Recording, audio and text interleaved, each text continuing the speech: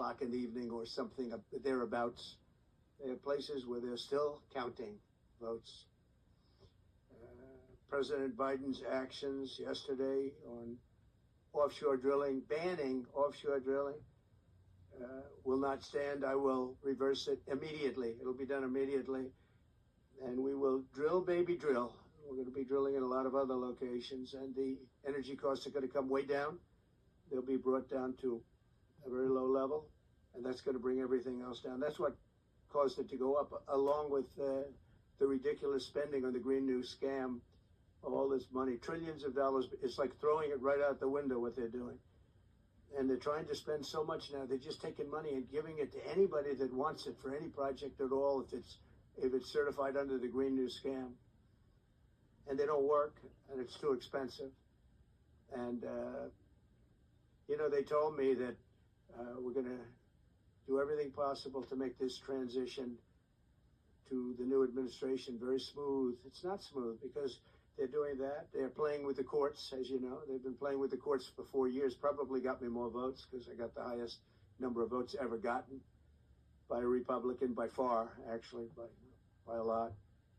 And, we had a great election, so I guess it didn't work. But even to this day, they're playing with the courts. They have their friendly judges that like to try and make everybody happy on the Democrat side. It's called lawfare. It's called weaponization of justice, and it's happened at a level nobody's ever seen before. So many. I defeated deranged Jack Smith. He's a deranged individual. I guess he's on his way back to The Hague. And we won those cases. Those were the biggest ones. And the press made such a big deal out of them, but we did nothing wrong. We did nothing wrong on anything. And the people saw that. When they vote, when a Republican, it's not easy for a Republican. When the Republican wins the popular vote by millions and wins all 7 of the swing states, people said, well, he could win 4. We won all 7, and we won them by a lot. And that tells you we won. And they've been watching this injustice. I call it the Injustice Department. What they've done is so bad. The whole world has watched that. And it took work, but it got me a lot of votes because when explained, we have a judge in New York who's a very crooked judge.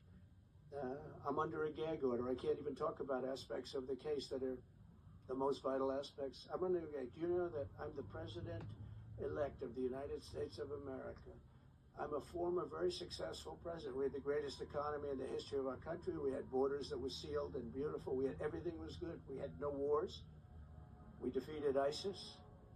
We had no wars. Now I'm going into a world that's burning with Russia and Ukraine, with Israel. You took a look at that attack, October 7th, the attack on Israel, with the horrible way they got out. Not the fact that they got out. I would have been out before them. But we would have been out of Afghanistan with dignity and strength as opposed to looking like a bunch of fools with 13 dead and many, many badly, horrifically injured. Nobody ever talks about them. No arms, no legs. Nobody ever talks about them. The way they got out was outrageous, leaving billions of dollars of brand new military equipment that I bought in the hands of the Afghans and specifically the Taliban. It's the group. And we were doing very well. We would have been out. We would have been respected. I think it's one of the reasons it was so badly handled, that withdrawal, where people are jumping onto airplanes, falling off the sides of airplanes when they're 3,000 feet in the air.